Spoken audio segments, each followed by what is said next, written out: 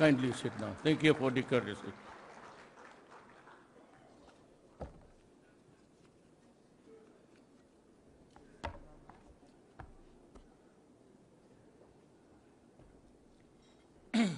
Good evening, ladies and gentlemen.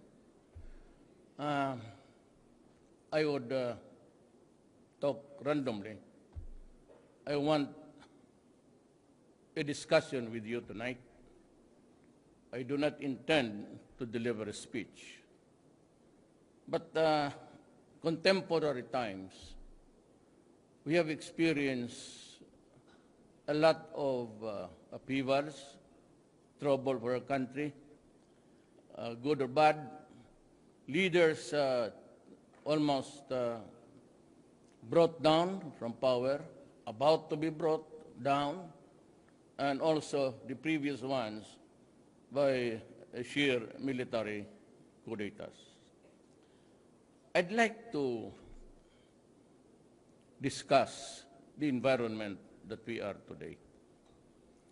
Let me start with onion-skinned and a cliche which says that 1,000 lies being run every day becomes the truth.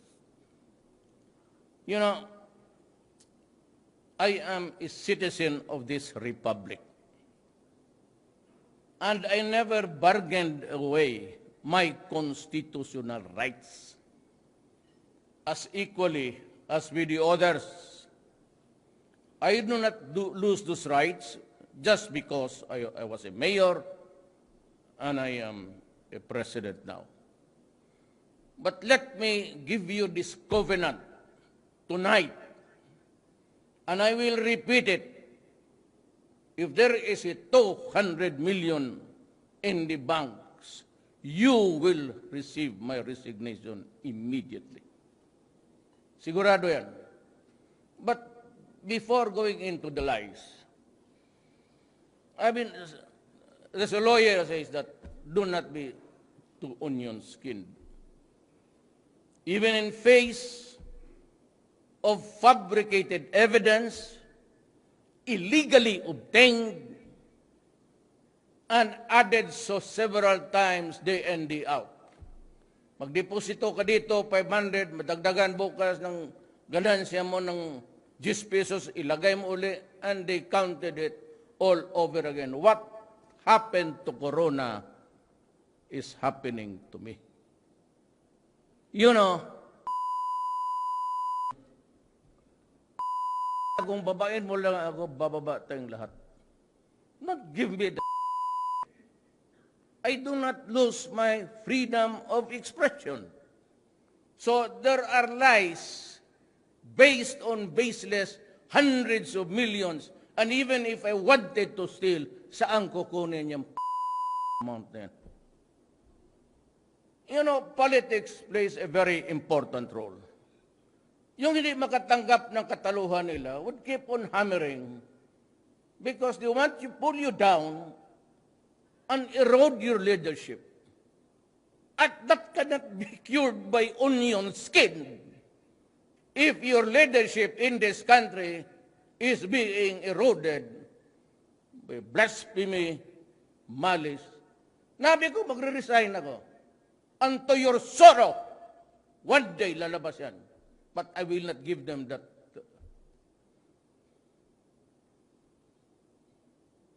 Di ko ibigay the silver platter at hanapin ninyo. At huwag ninyo ako, I cannot answer because I should not be onion skin. Statement is that. Mumurahin mo na, why, have you forgotten that there is honor? Eh kung sabihin ko ngayon ang asawa mo, yung dalawa hindi mo anak, kasi nangaliwa yan, anong gawin mo? That is an attack against honor. And you just say, do not be onion-skinned. Who are you to tell me in face of fabricated evidence? Sinabi ko na sa before the election, wala ako niyan. At wala ako ngayon. I said, to your sorrow, ihampas ko sa mukha mo papel na yan. I'm sure it will be released in due time. Pero ang source niyan, tama. Inad lang nila araw-araw. Nagdidegosyo yung asawa ko, do not, yung sa palengke, sambit. Why? We do not have to, we cannot struggle in this life to make a living. As your all in all, it would not go beyond 40 million, my lifetime saving. A part of that was my hereditary, kayong taga Davao, alam niyo, property. Yan, totoo yan. Kaya, ginumura ko kayo kasi wala talaga eh. Hindi umabot ng gano'n. At bakit ako magtitiis na ganitong bahay ko kung mayroon akong pera? At yung ibang eleksyon, yung ibang pera, di nagastos ko sa eleksyon. And in face of accusation, the Ombudsman, you say now that you have evidence of Mr. Duterte, do not worry. We will proceed with the case. Yet, sabi ng AMLAC, they have not issued any resolution to release the statement of my bank account. Tapos sabihin mo sa akin na, do not be onion-skinned in face of the fabrication and the illegally obtained onion skin yan. How about my right again to freedom of expression? Sana, ikaw, ganunin ko.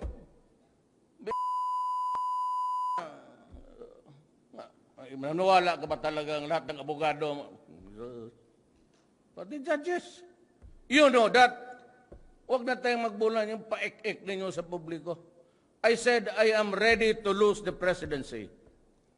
My honor, my life, and the presidency. I now challenge Scarpio to resign with me. And ito si Supreme Court Justice. Sige na. Ikaw may kaso.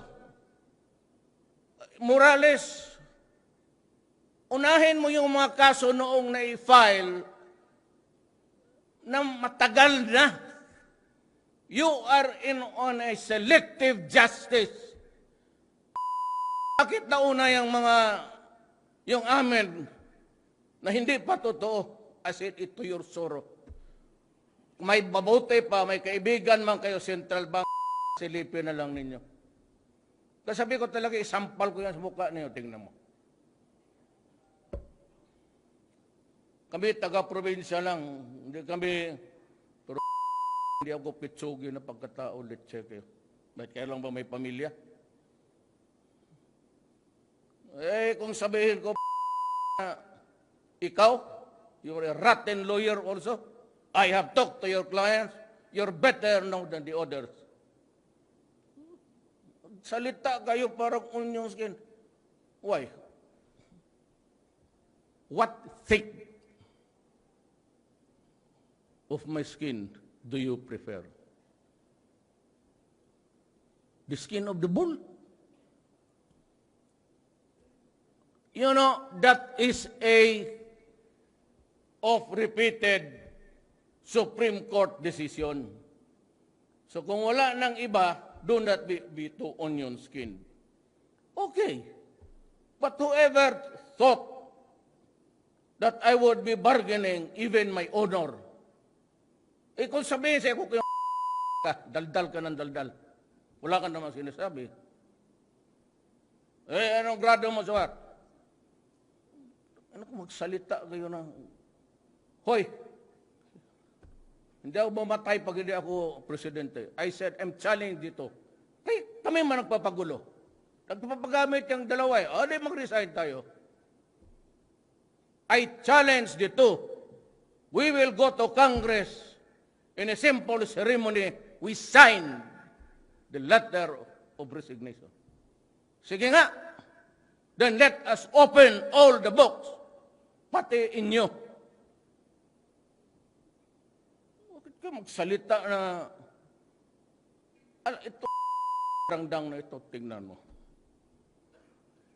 Using falsified, going public, knowing that the AMLAC Council has not given its authority to release. At ang sabi pa doon, can I have it? Yung, meron mo yung ano?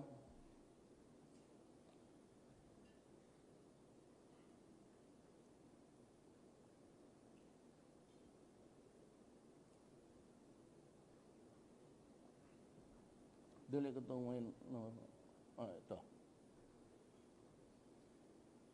The Anti-Money Laundering Council Secretariat received on 6 September 2017 and 70 August 2017 a letter of overall Deputy Ombudsman Arthur Handang requesting it to initiate investigation on subject matter. We categorically stated that before that the Anti-Laundering Council is not the source of the documents and information attached by Senator Trillanes in his complaint. Regarding the alleged bank accounts of the President, it has neither provided the Office of the Ombudsman with any report as a consequence of any investigation of such account on any purpose. We have yet to evaluate the request and the intention of an investigation as well as the release of any report on the subject will depend on such evaluation. Suffice it to state that the attachment of the complaint and the alleged debits and credits representing outflows and inflows of funds were added together, thus making the result total amounts wrong and misleading. Meanwhile, we cannot make further comment considering the confidential. Tapos sabihin ninyo na corrupt ang Pilipinas. Well, how about the 6 million plus and the base who voted for me? Gusto niya akong siraan sa kanila? Now, look, I will not submit jurisdiction to the Ombudsman. Okay? No. If we cannot decide how to do it, then I will not. Congress refuses it. The Supreme Court is headed by, I'm not saying the membership. I have a deep respect for that some people. Kilala ko. Pero ito, if it's headed by a corrupt, wala sa salent yan yung piyat ko na yan. Piyat ko na nabalita in the legal circle. It was, who will decide? The armed forces and the police will decide it for us. Para hindi magka-gulo-gulo itong bayan. Alam ng armed forces at police na corrupt ito si Sereno. Alam ng armed forces. Kasi yung mga police na dinmanda nila doon, ako ang nagabigay ng pera. Hinihingi ko yan sa mga kaibigan ko, tulungan ninyo ito. Kasi hinihingi yan ng mga ombudsman investigator. Mag-inventaryo kami, and I'll tell the armed forces, make an inventory of how many policemen and soldiers had to pay the investigators para lang makalusot. Ngayon, hindi ako magsabit ng jurisdiction because it's a lousy thing. Imagine this, Karangdang. Magdasal ka lang, Karangdang. I'm not threatening you. Pagka nagkalitsi-litsi ang Pilipinas, unahin kita. Because now, sabihin ko na there's a stalemate. I will not, for the life of me. Kayo mga taga-armed forces, ilan sa inyo nagbayad ng mga kaso? Yung finance officer nyo dinimanda, tapos binalikan niya yung mga ombudsman, dismiss sa Quezon City. Baligayahan kayo niyan? Lahat ng pulis halos, bayad yan. Liable or not liable. I've been a prosecutor, don't me fucking. On your skin, you repeat a lie every day. Sabihin kita, araw-arawin kita. Can you bear it? I'll talk to you now. Now I'll try to your face. stand there and listen to me for 1,000 times. Sige nga. Ano nyo akong gano'n? Abogado, basta. Huwag kayo maghanap ng kampi. Gusto mo, dalawa lang tayo sa kwarto. Unnecessary kung onion skin. Tignan mo muna ano ba ang nangyari dito. Sabi ng money laundering, ba't may nagkuha doon sa loob, binigay ka Trillanes, binigay kay Karandang ka. You are holding a fabricated, to your sorrow, you will realize it. Kung may kaibigan ka sa loob, pumunta ka na sa bangko sinta, tignan mo na para safety ka. You make I will allow it. Maswerte ka na kung may 40 million. Sabi ko, tayong taga Davao, talaga bang ganun na kami kahirap? Sabi ko nga, trace it from IBAA, Insular Bank of Asia and America, kasi it was about that time that we had, because nakakaso, nag-away-away kaming magkapatid, we had a extrajudicial settlement. Tignan mo yung first million doon. Ito, sabihin ko sa inyo, kasi may mga asawa akong negosyante. Lahat ng sweldo ko pagka, land bank people, give it to them. Lahat ng sweldo ko pagka mayor, until now, dumidiretso dyan sa specific account na yan. Kaya sabi ko, hindi mag-abot ng 14 billion. Go ahead and look at the records. Bank to bank yan. Ang sweldo ng taga-gobyerno, land bank. Yan ang tapos reported doon sa ano. Yung sweldo ko, land bank, doon yan papasok rin. Kayong mga abogado, pakisilip lang. Not all the years, minsan nakukunan ko, well, pamilya, minsan paghiwalay ng asawa ko, nagbili ako ng lupa dyan sa, just beside the regional. I was looking for a small house. That small house now, binigay ko na sa cancer patients na mga bata, pediatrics. You check it out. Kayong mga taga-ombudsman. Kayong mga taga-ombudsman, ilang beses na ninyo akong inimbestiga. Nag-file kayo ng kaso, si Elman recommended my prosecution. Sinabi ko na hindi ko ginawa. Umabot ako ng Supreme Court. Gumastos ako. Elman, may pera ka? Sinabi ko sa inyong ombudsman, file kayo ng file ng kaso to only to be dismissed. So what happened to the guy? Pag sinabi ng mayor, mo yan. Pero may auditor pati mo. Pagdating doon ng hingin ng mayor, may hawak ang pera sa mayor, bigay siya. Sinong naiwan? Ang auditor pati treasurer. Makagalaw kayo ang treasurer pati auditor mo lang. Ganon kayo ka distorted.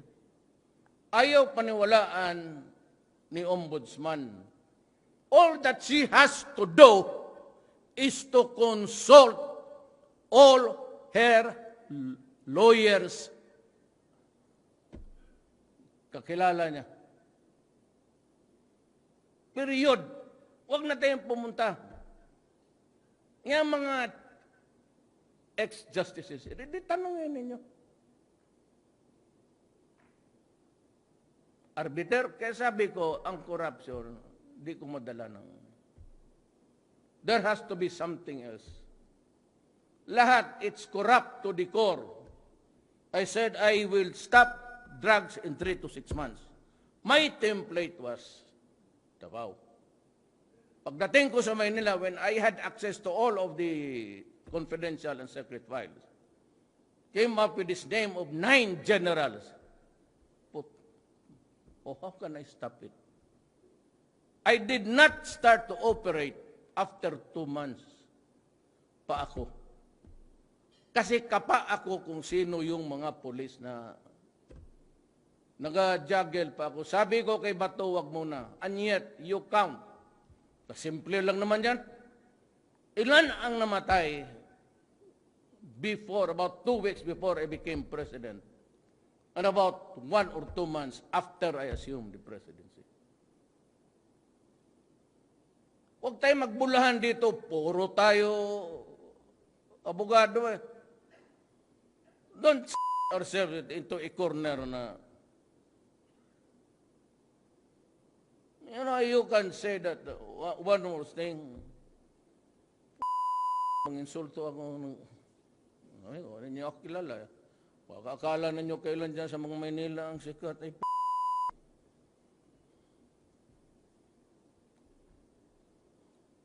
paano ako mag-corruption? Fiscal ako dito, and at the same time, I was a special prosecutor of the Tanod Bayan before. Wala pa yung Ombudsman.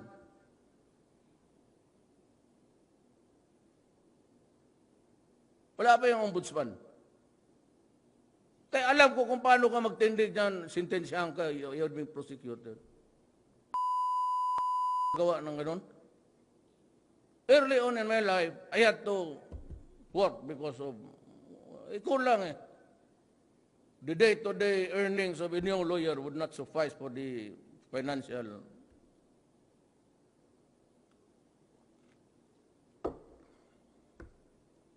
Hindi ko kaya no. Kasi I want to have a discussion at makilala ninyo ako para magkaintindihan tayo.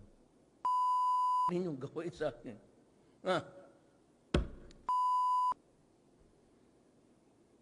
Bastos talaga ako.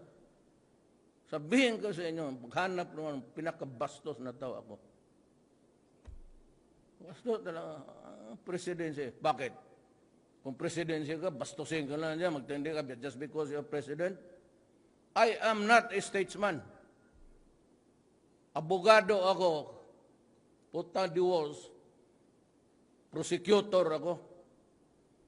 Wala ako niyang diplomatic tokatis. Hindi ako nga, diretso-diretso ako. Kung maligaya ka, kung ayaw mo, di sige, ikaw. Puta, abot ba ako ng presidente na ganito? Bakit? Yan lang tanongin mo. Abot kaya yung sa presidency. Bugok yan. And, isa pa. Itong mga, you know, in school, we were taught to apply the law equally. Enforce the law against all who are responsible therefore. That's a very basic and blessed thing. Itong droga, for your information, kung mahina ka dyan, cannot be sought to look for them, buy and sell,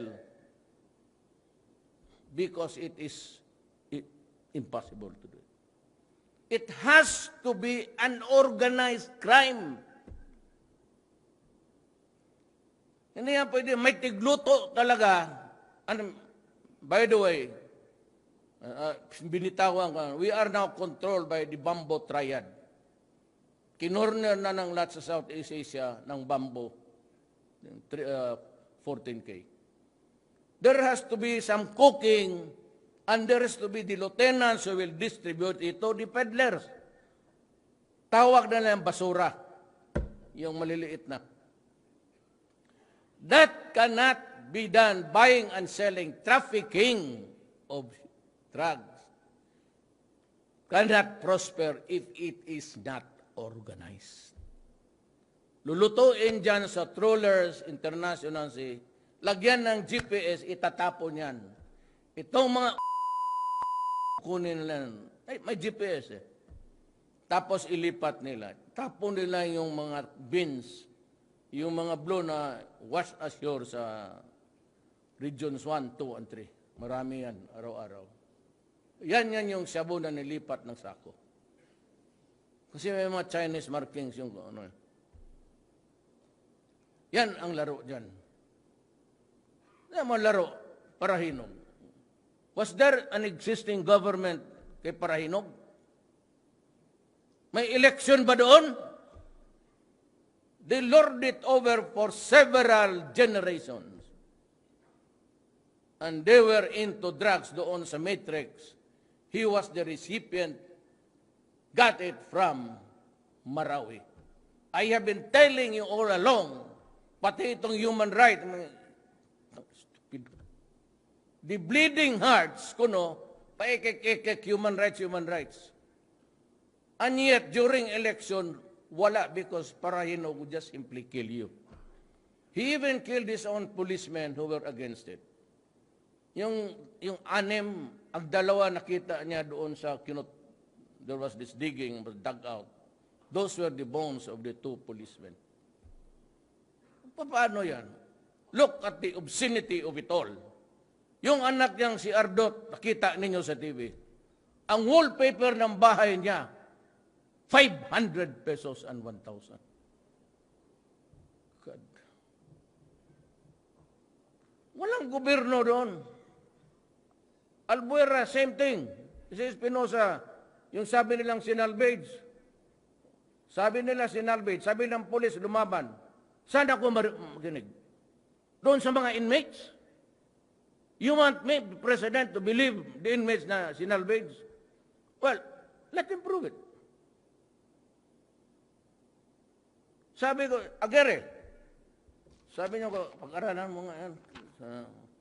Sabi niya sa akin, in the cabinet meeting, lahat yan, open na, lalo na korupsyon. Sabi niya, Mr. President, sir, murder, file it. Tanungin mo si Aguirre. Doon mo. Oh. Tapos pagdating doon sa baba na, naging homicide. Ganito ito ha. The President is not without recourse. Kasi gusto ninyo investigation? Okay, good. Findings, murder? Good, still good. File it. Pagdating doon sa korte, sige, convicted. Read the sentence. But if I believe sincerely that it was misappropriated, because sabi ko, I will support the police. Come hell or high water. But I will not tinker with the system of justice. Pagdating dito sa akin, reading, judgment, declaration perpetua, okay, give me the decision. Then, ako na naman. It's my turn now. Tapos na kayo, judiciary, pardon.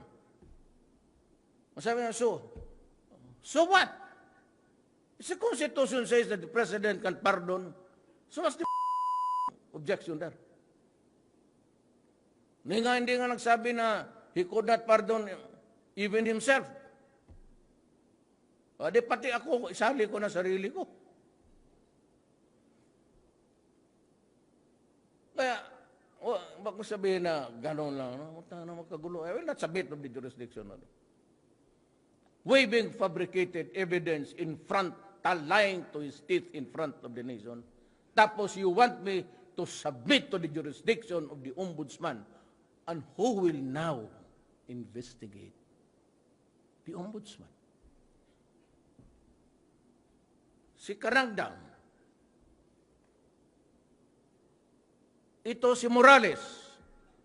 Who will investigate her? There's a vacuum in the law. Impeachment. Who will do the legwork of investigation? I can do it because I have the authority to investigate. I am not saying that I will win. Factual lang.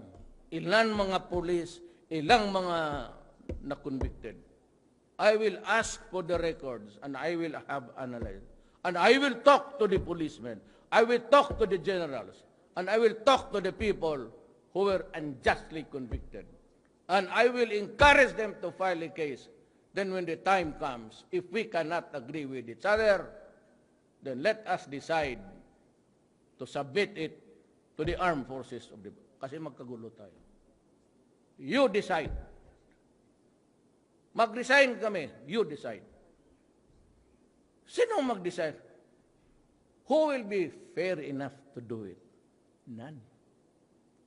Kasi ang ombudsman is not answerable to anybody. I can be impeached, but how about the investigation? You cannot expect Congress to do that. There has to be some legwork. Then the NBI and the CIS will do it for us. I will also investigate. Hindi ang investigate, ipatawag ko si Conchita.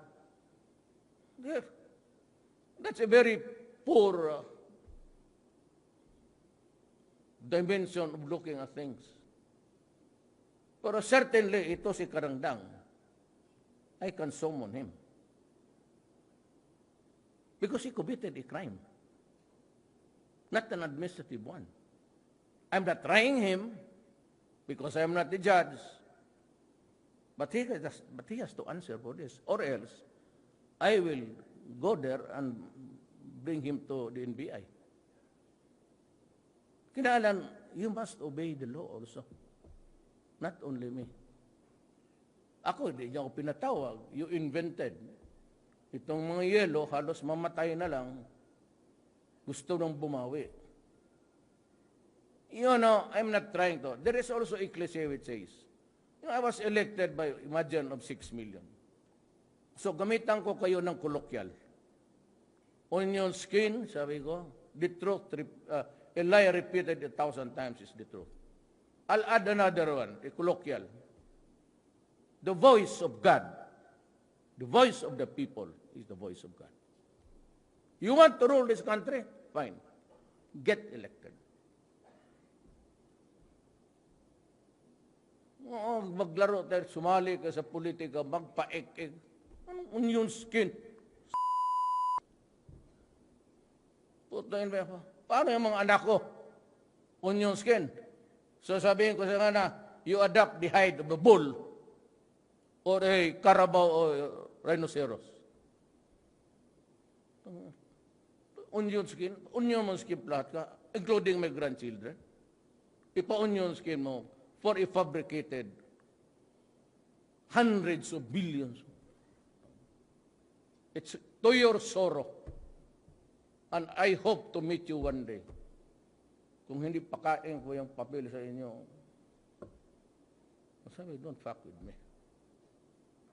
Hindi ako papayag na ganun yung mga pamilya ko. I will die. I am old. I'm 72. I have been going around.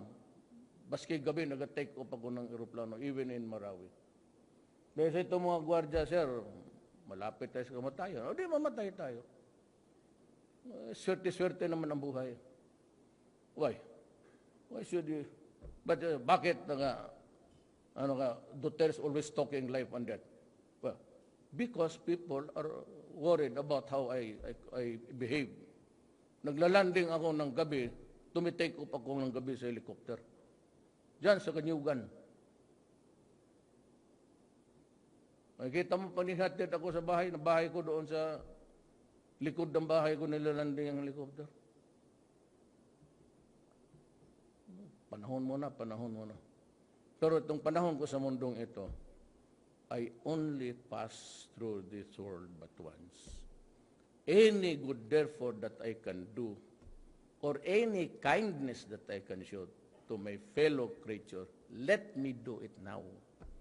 Let me not defer or neglect it, for I shall not pass this way again. Trabaho lang ako. Tingnan mo yung milyon. Bakit? Basang kakuha ng pagkain. Ang nanay ko may pera, di doon kami kumakain sa bahay. Doon na kami nakatira eh. Tapos only after I became president na, sabi ng nanay ko, umalis ka dyan. Kasi naguguluhan na sa bahay. Maraming tao palagi. Because people would know how to navigate. Kasi governor ang tatay ko noon. I said, it cannot, I'm a worldly person. It cannot go beyond 14. tingnan mo yung mga titulo na ano nila. Ang mother title, nasa pangalan ko. Yung naghiwalay kami ng asawa ko, sabi ni Elizabeth. Sige, pero lahat ipunta mo sa pangalan ng anak mo. So, same mother title, different. Tapos itong mga ulol, mga anak niya, binigyan ng trabaho. Bakit? Anong akala mo sa amin? I hate to say it. Baka ano sa amin? Pobre. Ganoon na lang kami kahirap.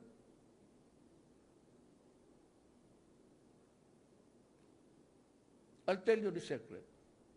Yung ice plant. Nobody could operate an ice plant before. You have to get a congressional franchise. If you have to get a congressional franchise, it's not your fault. It's the law. So, kung walang ibang franchise dyan, ikaw yung solo, ikaw yung source of all the ice ginagamit sa Davao. From sa ice cold beer to lahat.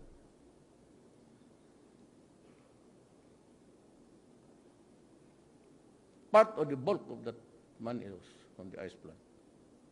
May laging kami, totoo yan. Kaya nga may lumber yard kami, yung Phyllis, yung taga Davao. So baka sabihin niyo, pobre talaga.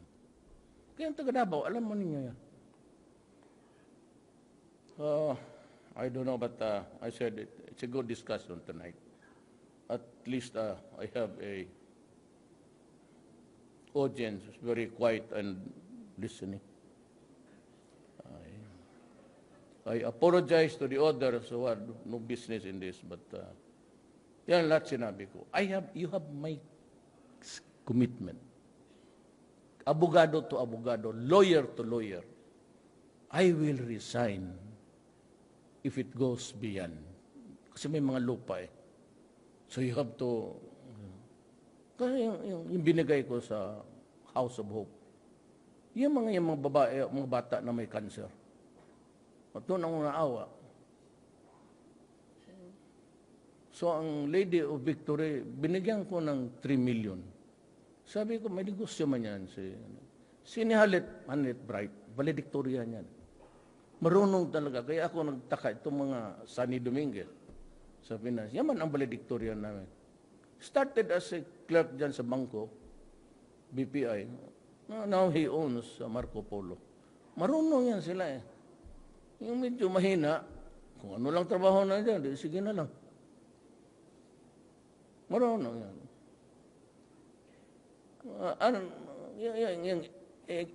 Yung pera niya, mag-in, pagkabukas, i-add mo lahat. May tubo talaga yan araw-araw, 500, 600. So that is the same amount. Sabi nga dito, stated the attachment to the complaint, the alleged debits and credit representing outflows and inflows of funds were added together. Plus, araw-araw. Thus, the resulting amounts are wrong and misleading. So, as you see now, I am not on your skin. And salbahis ako. So yun, one. Hindi ako nagkamon, but choice your weapon. Mamili ka. Sanay ako ng ganun. Alam na may ilang opisyal dito sa Davao sinampal ko. Pati polis. Ilan ditong polis na binugbog ko. Patapang-tapangan na wala sa lugar. Pati military. Kita yung ano na yun? Yung regional director ng pulis. Binayakboy ko ng tot kalitsi, pangit mo. Sabi niya, Duterte na yan, kaya ko yan. Si Lacson nga, gikwilyuhan ko. O di si Lacson, dito ka magkwilyo sa akin. Pasabugin ko yung... Wala ang pinipili. I die with a bad reputation, fine. I die with a good fine. Huwag lang yung corruption. Wala ako dyan. I could not have survived 22 years kung kayong taga Davao, alam ninyo magnanakaw ako. In my office, Presidente, walang papel na negosyo. Lahat doon lang yan sa secretary niya. I only sign appointments. Walang contract na umaabot sa ayaw ko. At wala akong ibang pinirmahan, kundi sweldo ko lang. Wala akong allowances, baski piso. Nag-aiwas ako. Hindi ko na kailangan yan. What do I do with the money? I cannot go out of my bahay kasi itong mga to, sobra ko istrikto. Magsakay ako ng motor, sasakyan rin niya yung bumper. Sir, hindi pwede, sir. Ito, sabi ko magpunta ako dyan. Sir, wala kang advice. Linisin pa namin yan. Sabi ko, sabay-sabay na tayo, just after dark, di ba? Balas ako dyan. Nung mayor ako, dyan ako, alam man ninyo, nagkakape ako, pati maruya. Gusto kong pumunta, sabi naman itong kasama ng ugali ninyo eh. Hindi na ako makapunta doon kasi baka may roadside bomb. So, kaya nga may constitution yan dyan, no? Ano pala ginagawa ni Robredo? Naghintay mo lang yan. So, I'm sorry to... I don't know if it's pleasant or unpleasant evening. But if you want to talk to me, I'm ready to... Basta sabi ko, yan ang pangako. Lawyer to lawyer and in obedience to my oath of office, I will resign. Maghanap ko. O, dyan sa land bank. Kung may abogado dito, taga land bank, pakitingin nga yung sweldo ko. Hindi yan lumalabas sa opisina ninyo. Pagdating niyang sa sweldo namin, kayo lang rin ang nakikinabang. May kinukuha ako dyan minsan, nagbili ako ng bahay kasi naghiwalay nga kami. So sabi ko kay Said ko, maghanap tayo ng bahay na maliit lang. Kasi total ang, yung sabi ko, dalawa, look for a 3-2-room affair. Kasi total, dalawa lang naman yung kabit ko, pati isang asawa ko. Dito ako sa gitna. So maliit masyado yan. But finally, kasi yung mga hindi taga rito, they would need, they are yung susukatan na ng prosthesis, ang gano'n. And the other 4 days ago, yung mga paraplegic dyan sa Lady of Victory, pinasakay ko ng 1:30. Doon sa Malacanang, binigyan ko sila ng dinner.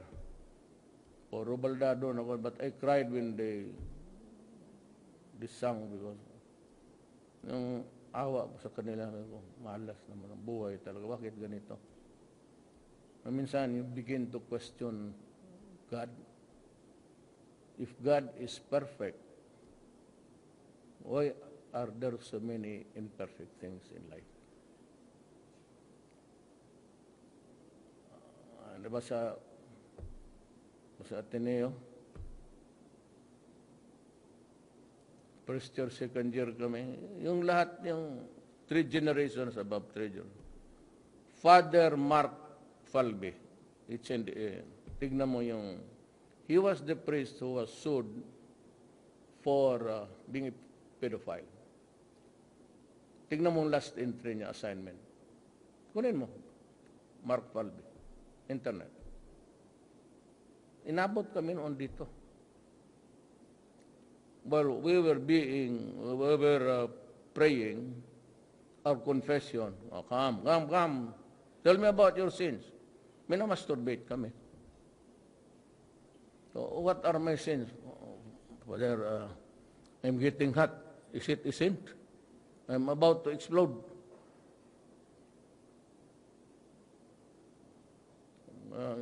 Katoliko, Sus Mariusep. Catechism.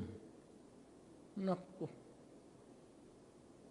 God created paradise. And He created man. Tama na sana yung tayo-tayo lang dito mag-upakan. He created a woman. At anong God na to? Perfect. When we use of a very, when we talk of a place that comes to mind, paradise, there's everything that you have. And happiness abounds there. Now, ano ginawa ng Diyos? Ng Katoliko, I believe in God. In God alone. Ang Katoliko, nagawa si God ng ahas, anong napasok sa ulo ng tapos nilagyan ng bunganga galing China, yung dumadating dito every, tapos sige, magpunta ka doon. Ang ahas, nagpunta doon kay Eve.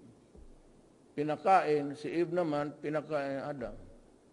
So the creation which was paradise perfect became an incongruity. Just life. Life is incongruous by itself. That's what yan ang message ko sa inyo. Nobody's perfect. Life is never fair. It's really an incongruity. It depends on how you handle yourself here. Maraming salamat po. Thank you very much, Mr. President. A warm round of applause, please.